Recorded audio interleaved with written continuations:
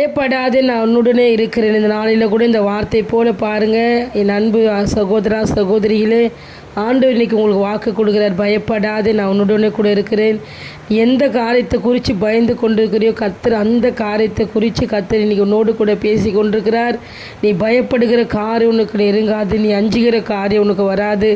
உன் சரீரத்தை குறித்து நீ பயப்படுறியா, கர்த்தர் உன் சரீரத்தை பாதுகாப்பார். உன் எதிர்காலத்தை குறித்து நீங்கள் பயப்படுறீங்களா, கர்த்தர் அதுலேருந்து உங்களை பாதுகாப்பார்.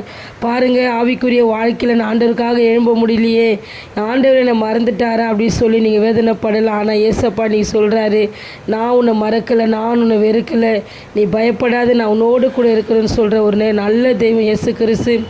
எதை குறித்து கலங்காதீங்க, பயப்படாதீங்க. ஏன்னா உங்களோடு கூட இருக்கிறவர், மரணத்தை ஜெயித்தவர், பாதளத்தை ஜெயித்தவர், 3ஆம் நாள் உயிரோடு எழுந்து இன்னைக்கு உலாவிக் கொண்டிருக்கிற தெய்வம் உங்களோடு கூட இருக்கிறார். எதுவும் உங்களை சேதப்படுத்த முடியாது. God bless you.